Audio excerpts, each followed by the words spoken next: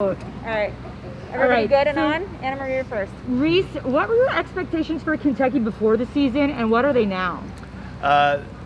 Before the season, I certainly didn't expect them to be 6-0 and playing in a top 11 game and the first meeting of two SEC East teams, 6-0 or better ever.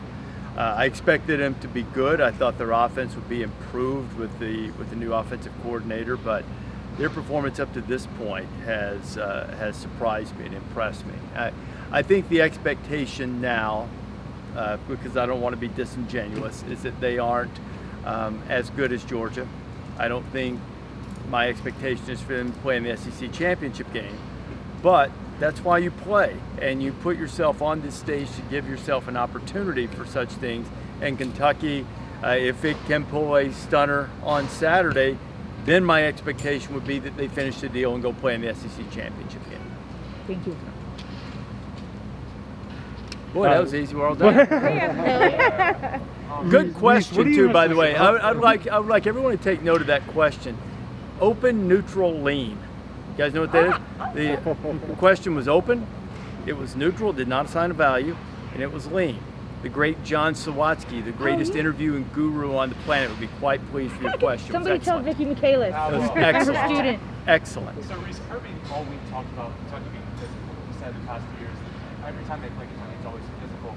What does that O-line bring to the table? And do you think they can challenge the Georgia defensive front that everybody raised about?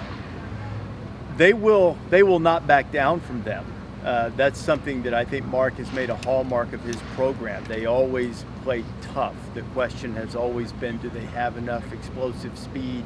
They have enough weapons on the outside. Now with Wandale, they have that. They have a guy who can do some of those things. And I know they have like Bowden too and stuff. You know, they've had some guys. But I think they have a structure to take advantage of that. One thing that's never been in doubt has been, will they line up and strike you? Yes, they will. I think the most dominant unit in college football is the Georgia defense at large, and probably particularly the Georgia defensive line.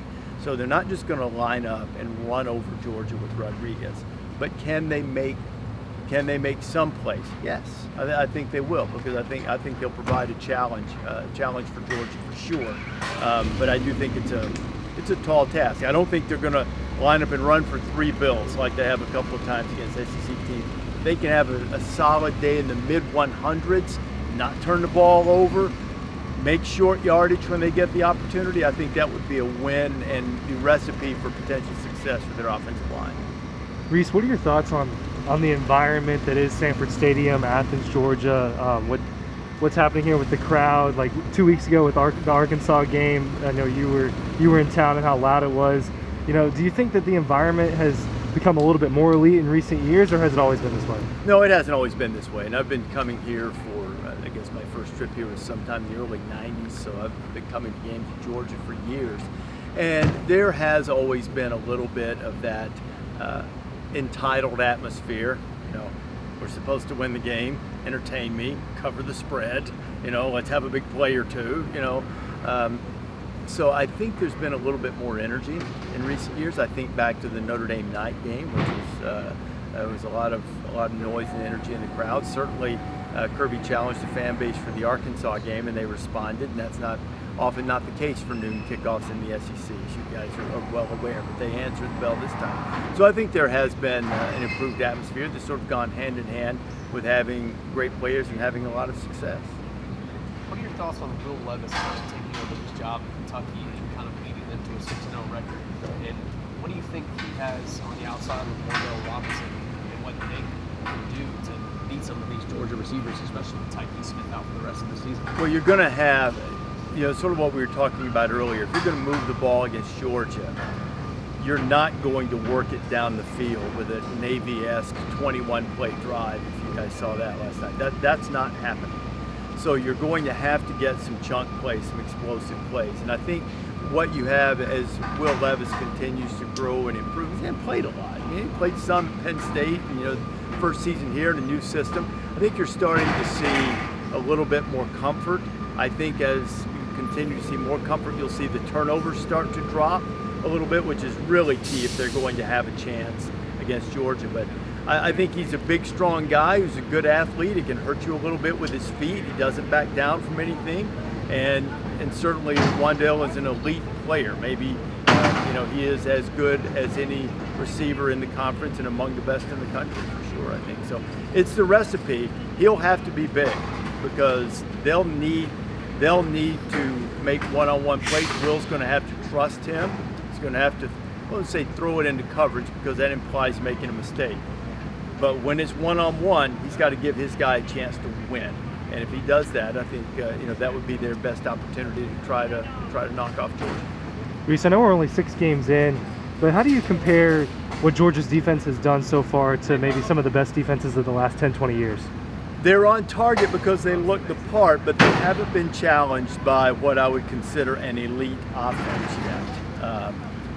And it remains to be seen, though that some of the stats look really good for Kentucky. It remains to be seen whether this is the challenge or not. But you got to also look the part. And when you talk about elite defense, what you want, what you want is a guy who can get after the passer and intercept passes in the middle of the air and score touchdowns immediately like 47 did.